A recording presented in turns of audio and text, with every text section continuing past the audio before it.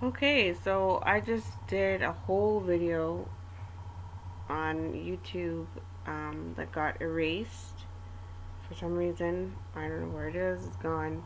It's done through my phone. Um, this is just a little basket. So, what happened in the video is I said, hello, everything's going to be opening up again. Where lockdown is going to be ending. I've been trying to record and then I record something and then I don't upload it and then I record and I don't upload it. So, but I just want to come out on here and do something. Um, Now, what I was in the middle of, 40 minutes in the middle of, is a Bible study. And I still have everything open right now, so that's what I'm going to get into. Um, in the middle of it, Keith came by and dropped off some farmed goods, some organic goods, um, which I got throughout the week or so, and um, that's a little service that they provide. You got to meet Keith, but anyways, it's not about that. We're in Acts chapter 16, and we talked about um, Paul and Silas's feet being in the stocks, and how we're kind of in that situation as well too, on the lockdown. And they began to pray and sing, and everybody else can hear them. And when you're singing praises to God, you know, you're shining your light so that other people can see your light, because you don't want to take that candle and put it under a bush. You want it to shine for everyone. And I talked about how um, it's important to me because my son is no longer interested in God or the Bible or Bible study or praying or any of that stuff. I have been dimming my light a lot because of his negative energy, his negative, um, this is negativity towards it all, and that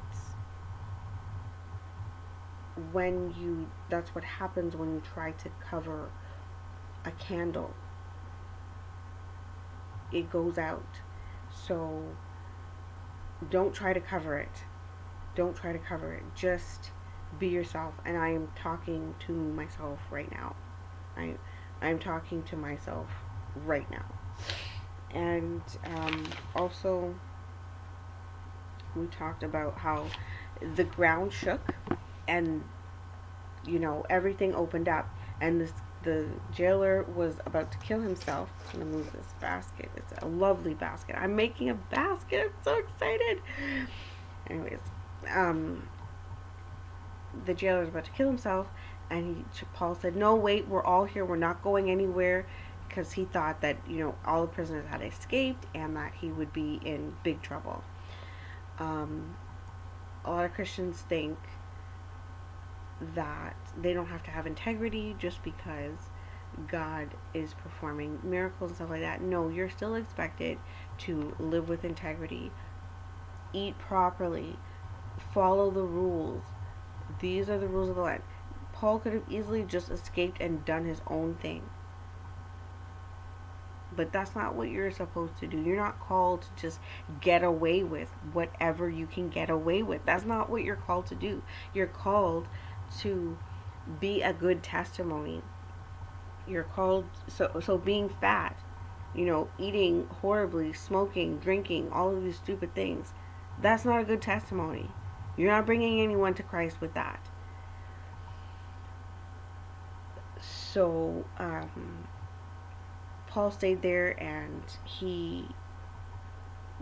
his whole house, that man just dropped on his knees, and he's just like, "Tell me how to be saved. You tell me how to serve your God." And basically, everybody in that man's house, and a lot of salvations happened because of Paul's integrity. Yes, he was praising God, and then suddenly all of the doors open and everybody could get out. Paul was innocent. He could have just rushed out of there like there was no tomorrow. But it's not his business to act like he has no integrity. A lot of people think, oh, that person's car is there and the keys are there. It's God giving me a car. No matter what you see in front of you because of natural coincidence. And I was just praying for a car. And there's a car with the keys right there. I should probably just drive off with this car. No, you're always being called to have integrity. So that is that's a testimony to that. And again, we are in Acts 16, and then also, what was it then? Oh, also, the he was directly the jailer was instructed, that day after to be let out, and they kind of came to him secretly, and this is what he said: "Have sent to let you go." This is the guy. But Paul said unto them, "They have beaten us openly condemned, being Romans, and have cast us into prison, and now do they thrust us out privily? Nay, verily, but let them come themselves and fetch us out." And that's exactly what he went back. And the sergeants and the magistrates were scared when they heard that he was a Roman. So people think as well too that because you're Christian, you do not take up your legal rights.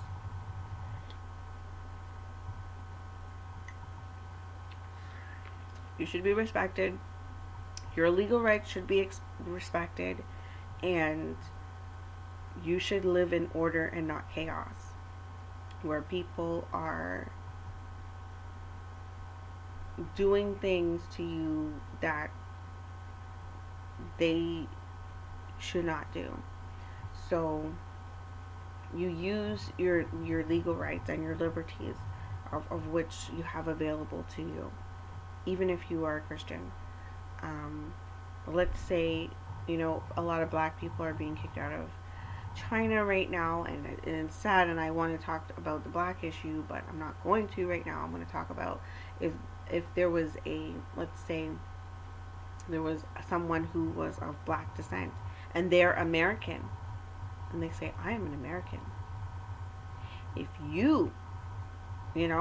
and you, just because you're a Christian doesn't mean you're not supposed to have a strong voice and demand the respect that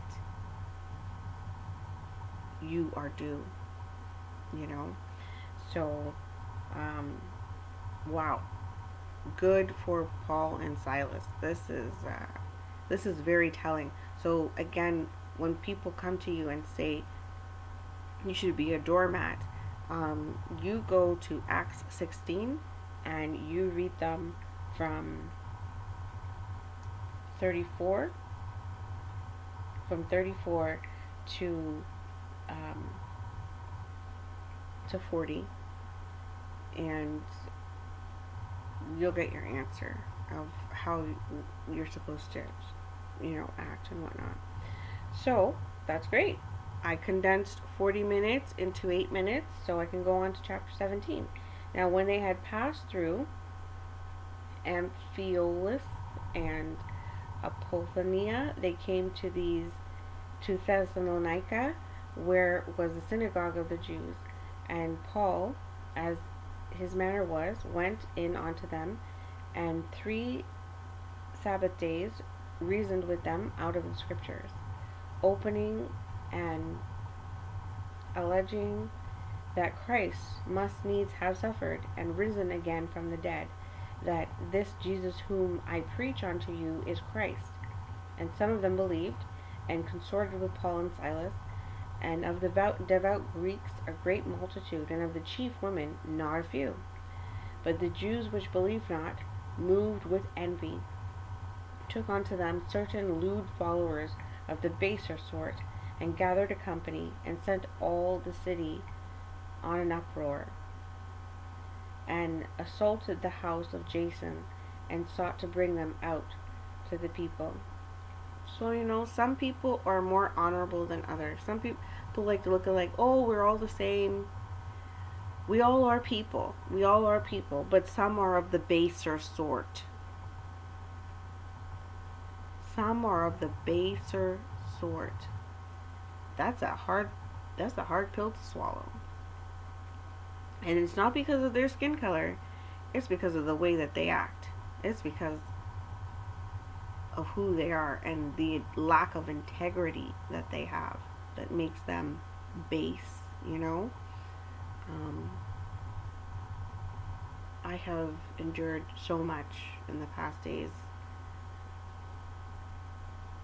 Certain individuals putting me down when I know I do not lack integrity, so I do not deserve to be treated like some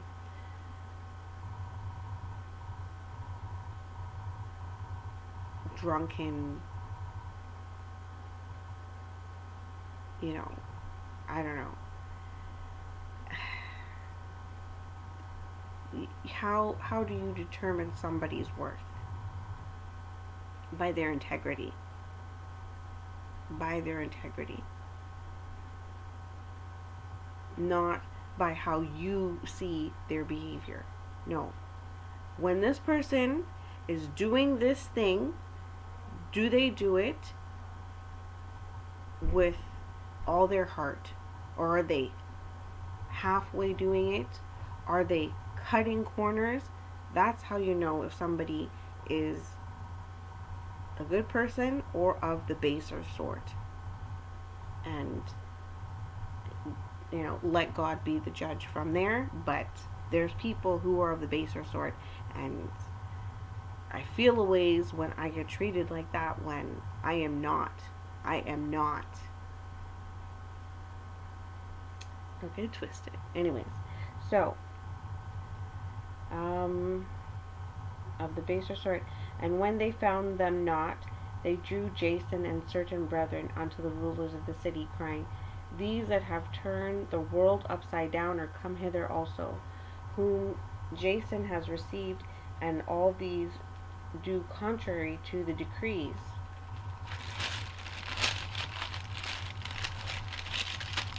Oh, goodness gracious me. My Bible. Oh, this is not ending right. Of Caesar, saying that there is another king, one Jesus. And they troubled the people and the rulers of the city when they heard these things. And when they had taken security of Jason and of the other, they let them go. And the brethren immediately sent Paul and Silas by night unto Bura, who coming thither went into the synagogue of the Jews. These were more noble than those in Thessalonica, in that they received the word with all readiness of mind, and searched the scriptures daily whether those things were so. Therefore many of them believed, also of the honorable women which were Greeks, and of men, not a few. But when the Jews of Thessalonica had knowledge that the word of God was preached of Paul and Bera, they came thither also, and stirred up the people. And immediately the brethren sent away Paul to go, as it were, to the sea. But Silas and Timotheus abode there still. And they that conducted Paul brought him unto Athens, and receiving a commandment unto Silas and Timotheus for to come to him with all speed, they departed. Now while Paul waited for them at Athens, his spirit was stirred in him, when he saw the city wholly given to idolatry. Therefore disputed he in the synagogue with the Jews and with the devout persons, and in the market daily with them that met with him. Then certain philosophers of Epicureans and of the Stoics encountered him, and some said, What will this babbler say? Some, He seemeth to be a setter forth of strange gods, because he preached unto them Jesus and the resurrection. And he took him, that part of my Bible is ripped. This was an $80 Bible. I'm very sad. For thou bringest certain strange things to our ears, We would know therefore what these things mean. For all the Athens and the strangers which were there spent their time in nothing else, but either to tell or to hear some new thing.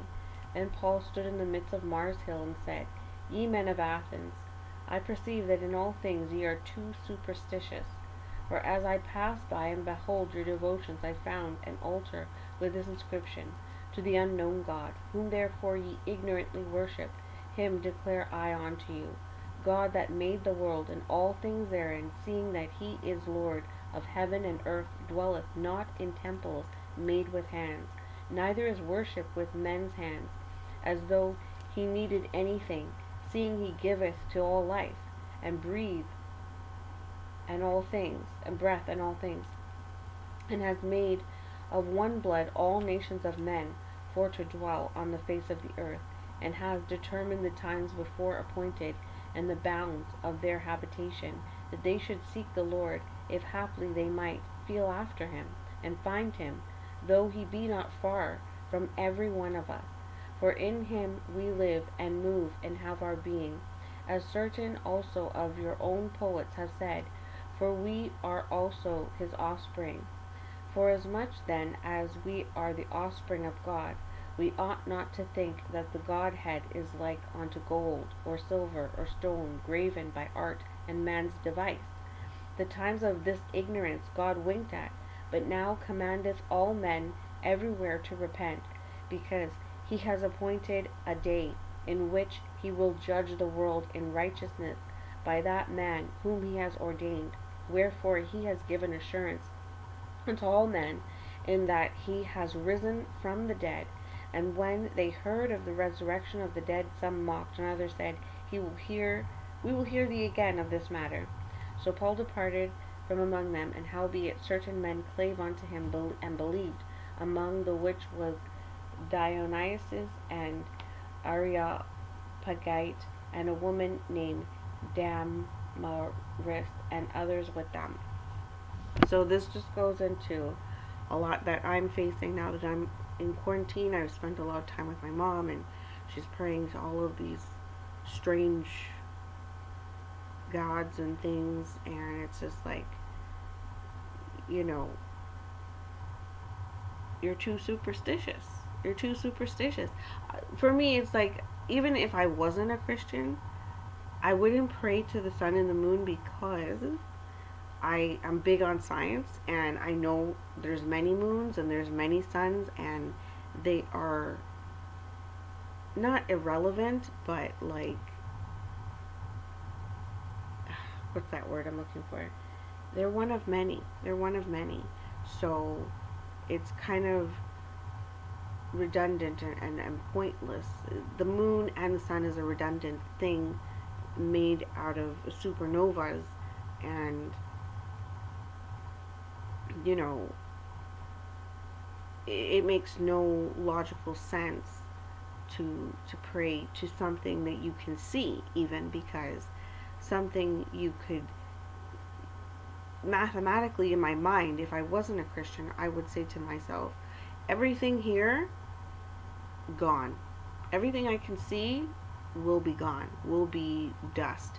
So a lamp, a rock, something that will be turned to dust and absolutely nothing, I'm not going to put my energy into praying to that, because I know its end. Something of which is end I know. Why would I pray to? So it's funny, because it's not funny, but I wanted to know, how far do I go? And what I really liked about this is that his heart was stirred within him to preach to them. Once his spirit was stirred with it. It says in 16, now while Paul waited for them at Athens, his spirit was stirred in him when he saw the city wholly given to idolatry. So when you see someone going the wrong way, your spirit should be stirred within you to teach them the right way. And that's how I felt. And I went this much And I guess I could have gone more and just be like, and the thing that just came to my head is like, you're too superstitious. You're too superstitious. Like, I wish I could have just. I read so many things out of the Bible to them, and this is one of the things that definitely um, would have been very good. Um, I have to go back into this because Epicurus and the Stoics, um, I am into philosophy, and so I'm gonna go back on my own time and see what is the Bible's take on those things. Um, Again, I don't know if I had that foundational conversation on this one, but I was talking about foundations because when in chapter 16, the foundation of the of the um, of the jail was shaken and everything fell apart. And I was making a foundation because I was making a hot air balloon, and me and Doug kind of thought about how the foundation should be. Um, I had a clear model, and that was tried and true, which was a square model. He wanted me to do a circle, whatever. Um, but you needed that foundation in order for the balloon to lift off properly, because it has to be able to stay open and receive the heat and whatnot. So it's just, you get so awestruck when you think of the fact that God can shake the foundation of anything. He can shake the foundation of anything in this world that He has made. Whether He made it or not, He can shake it. So, you really have to have reverence for God, and sometimes you really think that things are much bigger than you, or that of the unseen God of which you cannot see. But you have to remember, God can shake the foundation of it all. And right now, a lot of people say that God is shaking the foundations, and He is. I don't know if you heard this conversation again. If I'm repeating myself, I'm sorry. He definitely is. On the internet right now, the biggest quote is that God is shaking the foundations. Um, I laugh within myself when I see how these scientists cannot keep up with this disease. How, like,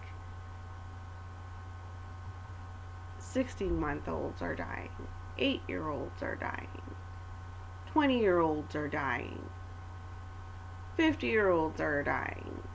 And it a lot of people are saying no, it doesn't have um, a determined age that it's going after, and they couldn't figure out how long the thing lives. It's still very debatable because they're still finding traces of COVID live on the ships 17 days later, and um, they're completely confounded. They're completely confounded, and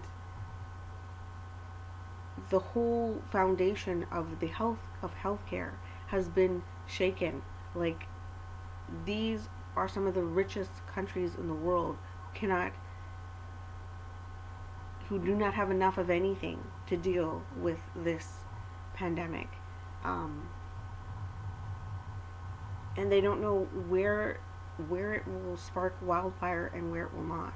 And we're right next to the States, but Canada really isn't facing anything close to what they're facing over there.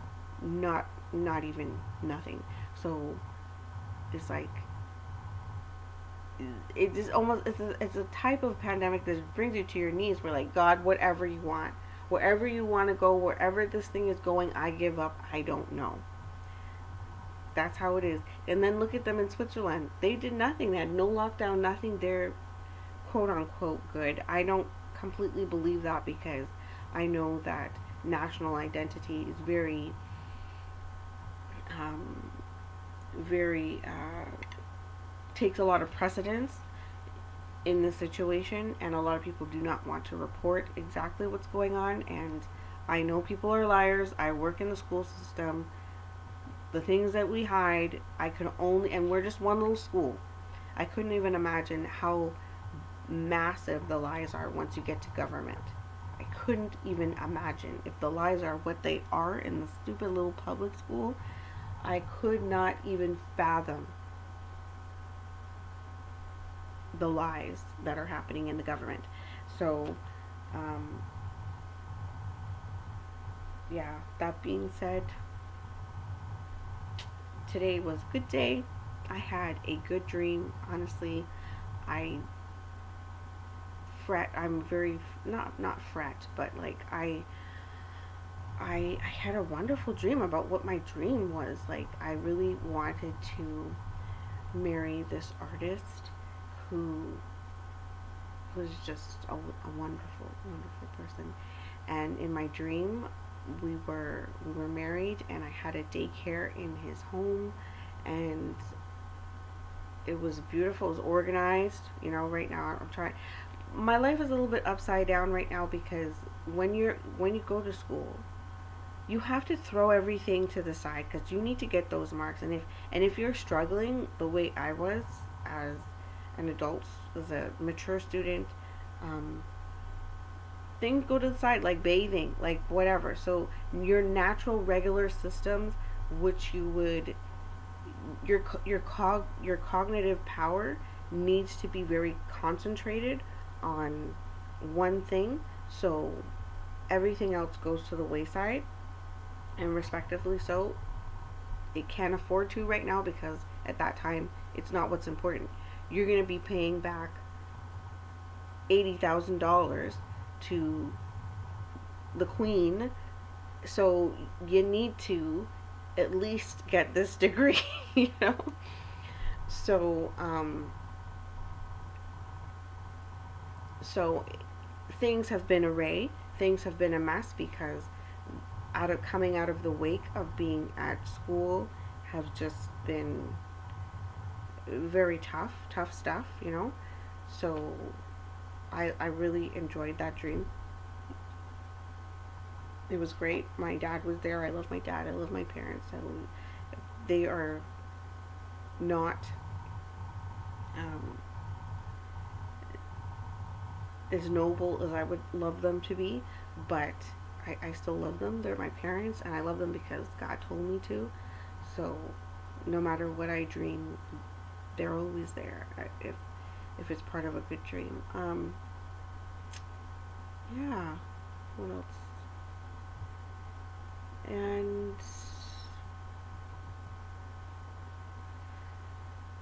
thank you for sharing this part of your life with me. Oh, I have a poem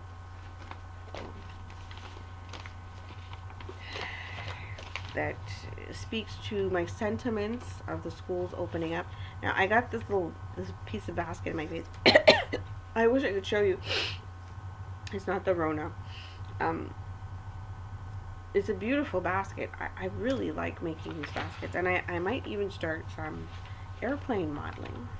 It's a little late. I must admit I am older, but I'm interested in very fine design, and I'm interested in science at the same time. So those two things could go together and just really complement each other and just make an activity that I think I really liked. I've always had in my mind to do model cars, so but I always felt like it might be a bit boring. So modeled airplanes is like mind blow.